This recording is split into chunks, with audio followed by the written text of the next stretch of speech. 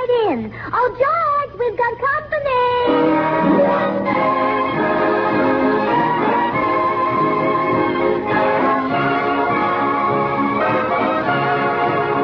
And now meet the people who live in the Burns house, George and Gracie.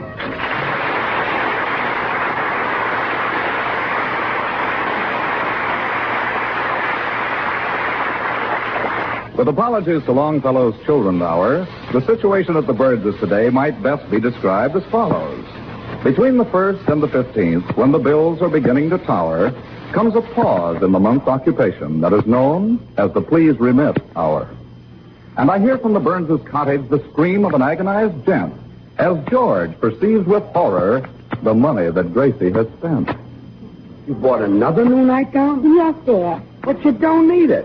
I told you to think twice before you bought anything. That's how I got the nightgown. Huh? Oh, first I thought I wouldn't buy it, and second I thought I would, so I did. You're murder. And besides, I think everyone should have nice things to sleep in. I read that we spend 1/3 of our lives sleeping. Just think. I'll spend 1/3 of my life unconscious.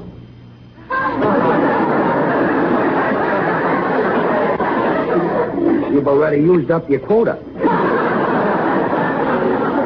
I'll come to and I'll try to explain economy to you. You see, Gracie, when you spend money on a nightgown that you don't need, you encourage inflation. I do? Yes, you do. You should take what you put into a nightgown and put it into a bank. Silly boy.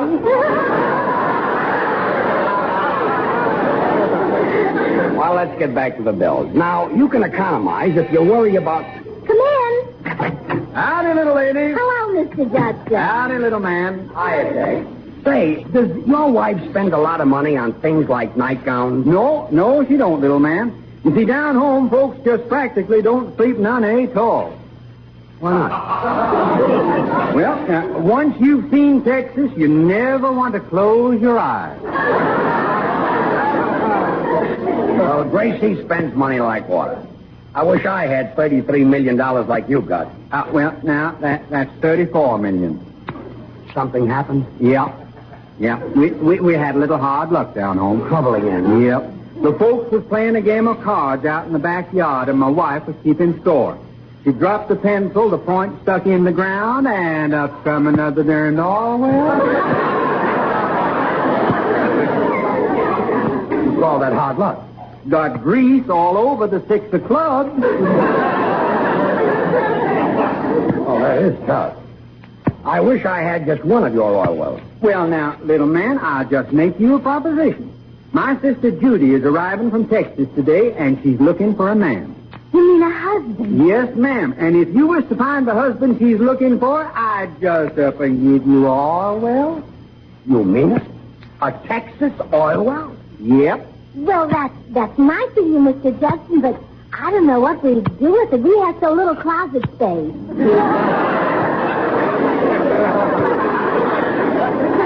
Gracie, the well would stay in Texas. We would just get the money. Oh. Let's talk more about your sister, Mr. Judson. Is she wealthy? No, I'm sorry to say she ain't. She's only got 5 oil wells and $10 million. Well, okay. Well, Mr. Judson, bring her to dinner tonight.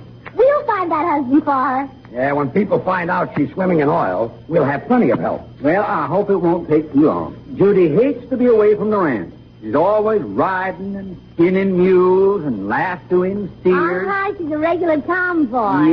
Yep. She's always got a rope in her hand. Oh, smoke cigars, too, huh? Smoke cigars, too. Oh, I like your sense of humor, man. I'll be seeing you at dinner.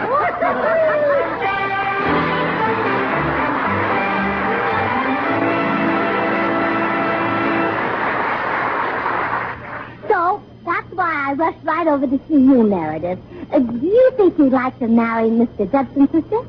Well, I don't know, Gracie. I'd always planned to marry someone from my hometown of Mason City, Iowa. Oh, but Meredith, you like this girl much better. She comes from Texas where men are men and women are women. We have practically the same arrangement in Iowa. Well,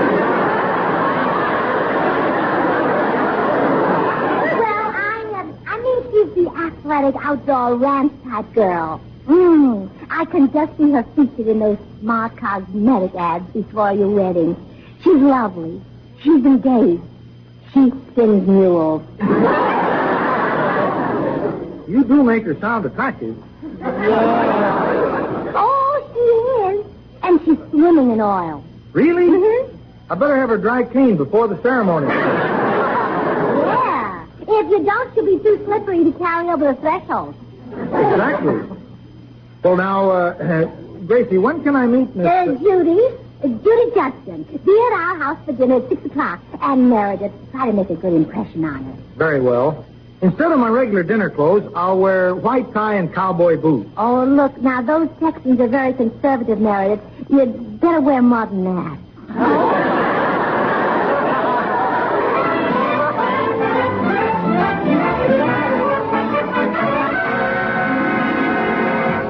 So that's why I rushed over to see you, Bill.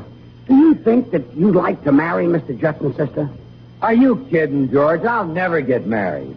I'm not the marrying kind. But You're talking to Bachelor Bill. But she's got $10 million. Shake hands with Wedding Willie.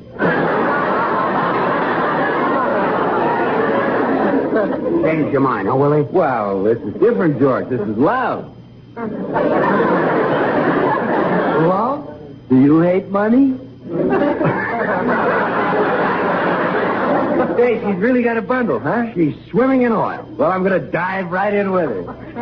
When do I meet her? Well, you'll be at our house for dinner at 6 o'clock. Her name is Judy, and you can propose tonight. And how I'll propose. I'll give her the full treatment. Oh, Judy, darling, you're so beautiful. For the worst. I love your soft brown eyes. She'll go for that. Your warm red lips. Ah, now you're going. Your cool green money. See you at dinner, Bill.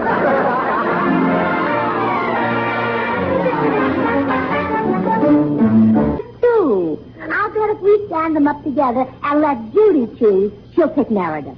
Only if she says, eeny, meeny, miny, schmo.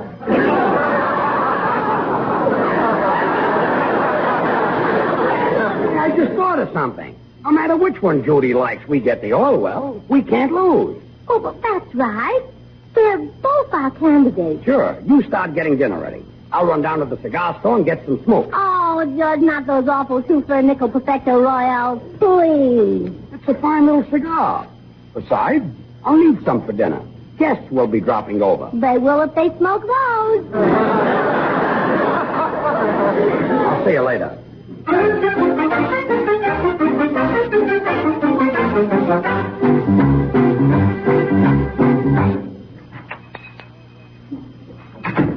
Hello, Pops. Afternoon, Mr. Burns. Hi, George. Joe Bagley. You live in this cigar store? No, I like to hang around and listen to Pops tell about the old days. Yeah, I was just telling Joe how I voted for Abraham Lincoln. Who did you vote for in that election, George?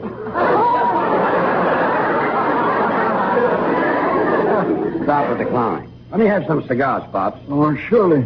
Want them 2 for nickel Perfecto Royales as usual? No. Not buying any more of those cheap cigars, Pops. From now on, I'll have plenty of cabbage.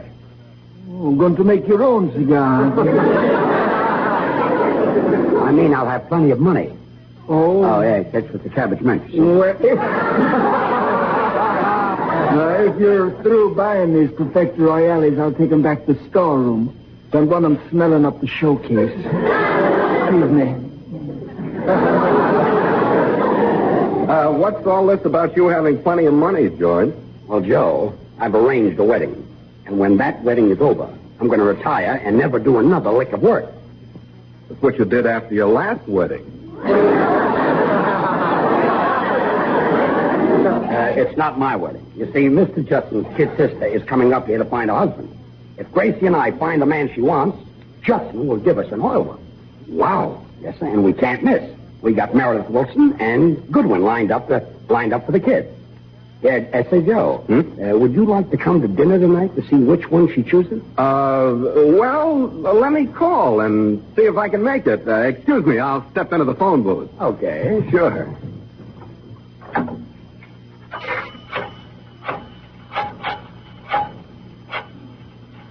Hello, Mr. Judson. This is Joe Bagley. Yeah. Say, Mr. Judson, if I found the husband your sister is looking for, would I get the oil well instead of George? I would? Well, tell me something about your kid sister. She's older than you? She's 65? I'll see you at George's house for dinner, Mr. Judson. Goodbye. Okay, George, I'll be there for dinner. Well, bring along a bucket, and I'll give you some oil. So long. Now, let's see. Who can I find old enough for a 65-year-old woman? George is already married.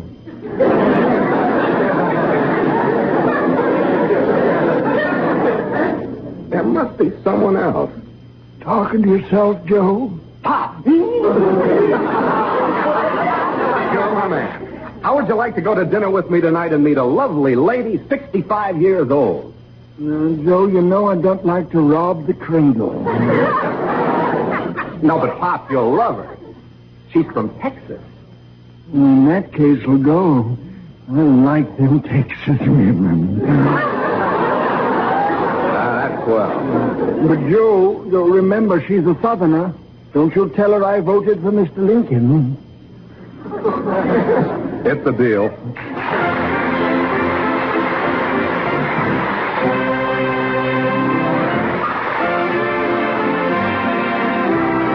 Appropriate, Meredith. You know, across the country, in the big league stadiums, in the local sandlots, the ball clubs are settling down to serious business. Yes, and everybody eagerly scans the daily scores. Baseball is the people's game, Toby, and like the people, it's here to stay. How could it be otherwise? A game so rich in traditions, in thrills, in popular national heroes. It's a unique and deep-rooted expression of the American theme.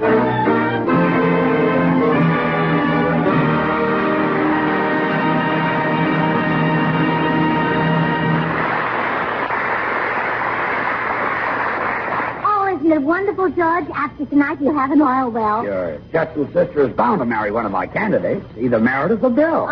Just think, we're rich. Now I can afford that lovely hat I saw yesterday. You saw a lovely hat and didn't get it? Well, sure, I got it, but now I can afford it. Oh, buy anything you want, honey. We're loaded now.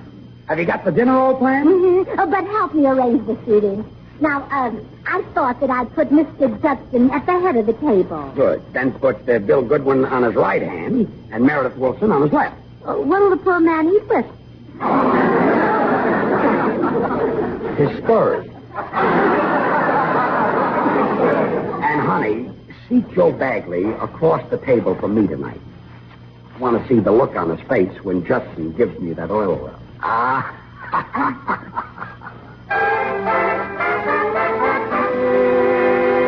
And, honey, I hope George Burns sits across the table from me tonight. I want to see the look on his face when Judson gives me that oil well. I'm not going with you, Joe. Huh? I don't think it's fair for us to take that oil well away from the Burnses. Well, don't be silly. This is open competition. Besides, with all that money, we can buy a lot of new clothes and take a trip to Bermuda. But, Joe, maybe we'll hate ourselves. All right, so let's hate ourselves in Bermuda. Well, if you insist, we'll take the money. But I feel like a rat. I feel like a skunk. But, honey, it's $1 million. I feel like a mink.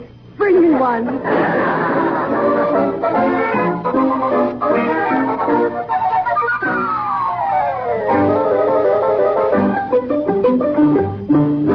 Well, I'm glad you got here first, Meredith. We can have a little talk about your forthcoming marriage.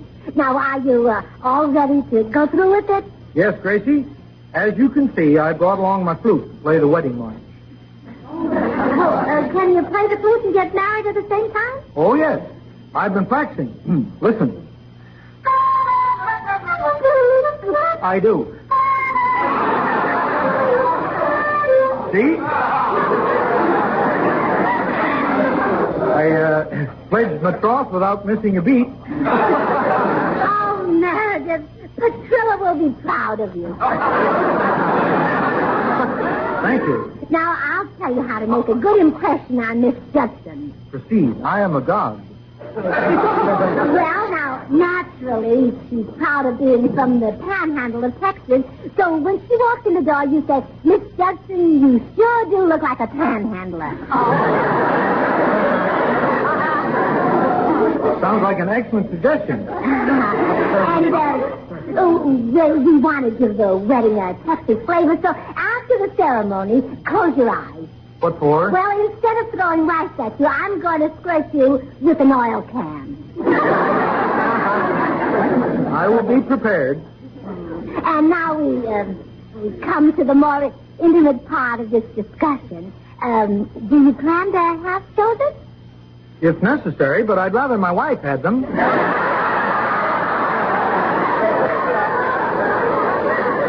Sit down, Meredith. This is going to take longer than I thought.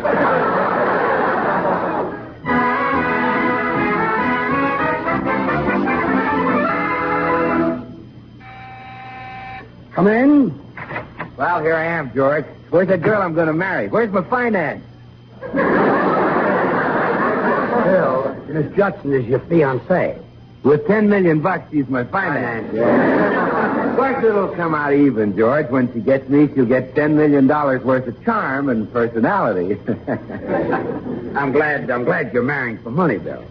You're married for love, you'd be your own bride. Hey, that's not bad for a straight man. That's a prize on the comic. Yeah. Well, that is... Maybe that's Judy now. Come in. Hello, George. Oh, hello, Joe. Why, it's Pop. I hope I ain't butting in, Mr. Brown. Not at all, Pop. Oh, I'm out to get that oil well, too, George, so I brought Pops along for Mr. Judson's sister. Pops is going to compete with me? Are you kidding, Bagley? Now look at me. I'm everything a girl could want. I'm tall, I'm handsome, I'm talented, I'm modest. I'm young. But Judy Judson is 65. I'm leaving. No, wait, you can't leave. You're my candidate. Just call me Eisenhower. I'm not running. You must come visit me sometime, George.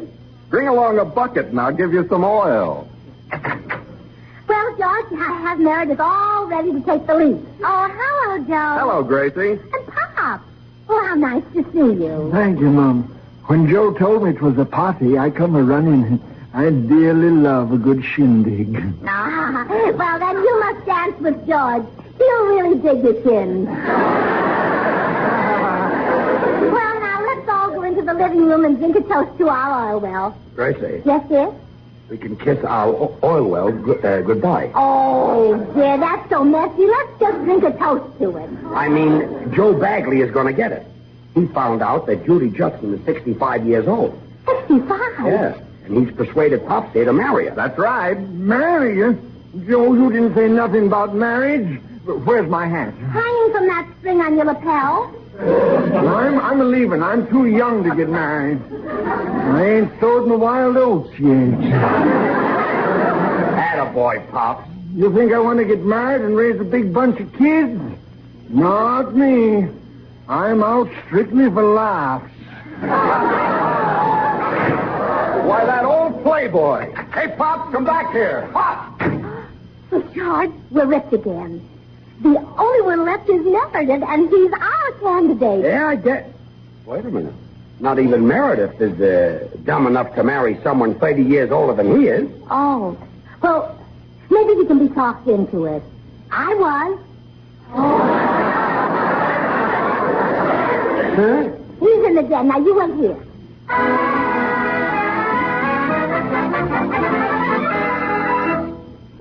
20?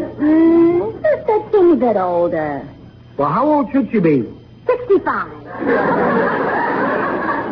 You think I should marry, if you'll pardon the expression, a sexagenarian?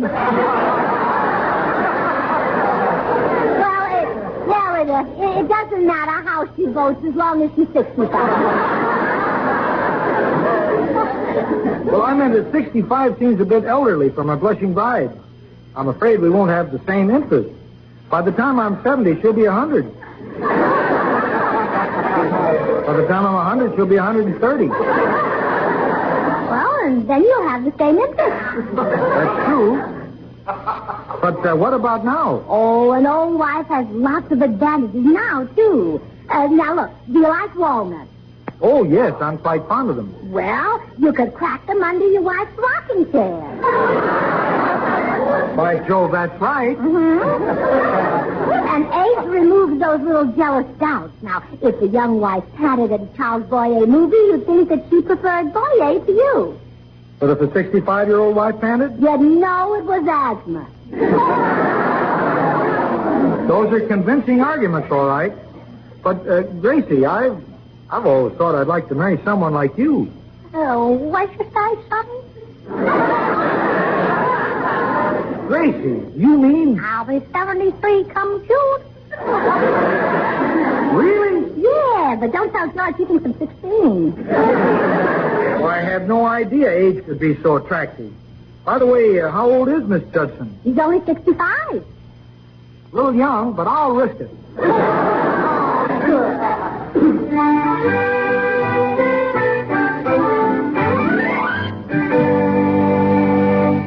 Well, here's Mr. Judson and a sister. Now, don't be nervous, Meredith. Come in. Howdy, folks. Hello, Mr. Judson. I want you all to meet my sister, Judy. Howdy, folks. Hello, Miss Judy. Oh, come in and sit down, Judy. You must be awfully tired after that long trip from Texas. No, I ain't tired, ma'am, but the horse I rode is plumb tuckered out. You rode all the way up here on a horse? Yep. Mama didn't want me to. I took the horse she rides when she punches cattle. Your mother punches cattle? Why, sure. Oh, I hope she wears boxing gloves. You hope she wears... Oh, that's your sense of humor, man. Oh, thank you. All right, Meredith, propose to Judy. Very well. Miss Judy, I have a proposal to make to you. Get up off your knees, partner. I don't shoot craps with strangers. Oh, now, don't be so unfriendly, Judy. Fade the man. Meredith is on his knees to propose marriage to Judy. Married? She can't get married. She's already got a husband. What? But you promised us to know well if we found a husband for her. Why, sure, the husband that run to California 20 years ago. She's up here looking for him. Oh. Well, now, if this ain't the crap-shootingest bunch of men. Now that old one's down on the floor. He doesn't want to shoot craps. He just fainted. Yeah, he's dead to the world. Well, maybe it's just as well. Now we won't hear that I've already bought a dozen new dresses and a fur coat. What? I thought that would bring you to.